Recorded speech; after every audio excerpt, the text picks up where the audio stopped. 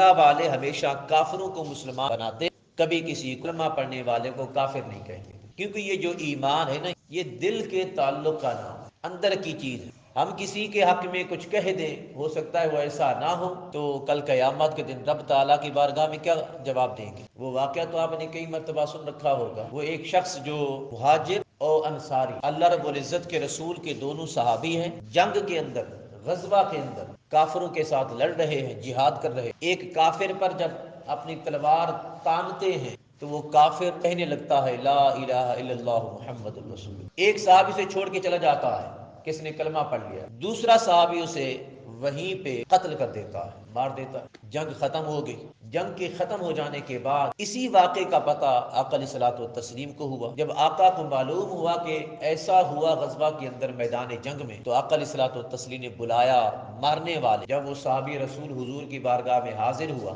آقا علیہ الصلوۃ والتسلیم نے معاملہ پوچھا۔ آقا نے فرمایا تو نے اسے قتل کیوں کیا؟ حالانکہ وہ کلمہ پڑھنے والا تھا۔ صحابی رسول عرض کرنے لگا آقا وہ میرے ڈر کی وجہ سے کلمہ پڑھ رہا تھا، موت کے خوف کی وجہ سے، حالانکہ میدان جنگ میں ہے، لڑنے آیا ہے، ہو سکتا ہے کسی مسلمان کو اس نے نقصان بھی پہنچایا ہو، اگرچہ نقصان نہ بھی پہنچایا تو اس کے ہاتھ میں تلوار بھی ہے، وہ وار کرتا ہوا آ رہا ہے، لیکن آقا علیہ الصلوۃ والتسلیم فرما رہے ہیں تو یہ بتا تو نے اسے قتل کیوں کیا؟ وہ عرض کرتا ہے آقا خوف کی وجہ سے۔ آقا علیہ الصلوۃ والتسلیم نے فرمایا یہ بتا اگر کل قیامت کے دن تیرے سامنے یہ کلمہ آ جائے لا الہ الا اللہ تو پھر تو کیا جواب دے گا؟ وہ پھر عرض کرتا ہے آقا وہ ڈر کی وجہ سے کلمہ پڑھ رہا تھا۔ حدیث پاک میں آتا کہ آقا نے 3 مرتبہ فرمایا یہ بتا اگر تیرے سامنے کلمہ آ گیا تو کلمہ کو کیا جواب دے گا؟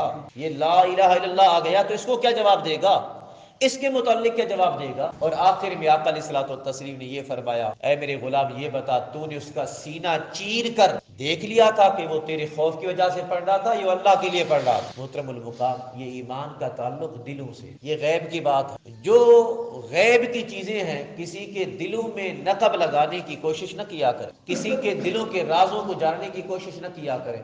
جو اللہ رب العزت نے اندر چھپا کے رکھا ہے، فرمایا ان اللہ علیم بذات الصدور، فرمایا سینوں کی چھپی باتیں صرف رب ہی جانتا ہے، اللہ جانتا ہے اور کوئی نہیں جانتا۔ سینوں کی باتیں سینوں تک رہنے دیں، وہ اللہ رب العزت کے لیے ہے، ہمارے لیے نہیں۔ سو جو اللہ کے لیے ہے وہ اللہ کے لیے چھوڑ دو، اور کل قیامت کے دن اللہ رب العزت فیصلہ فرمائے گا۔ یہ دنیا میں کفر و شرک کے فتوے لگانا، فلاں کافر فلاں مسلمان، یہ چھوڑ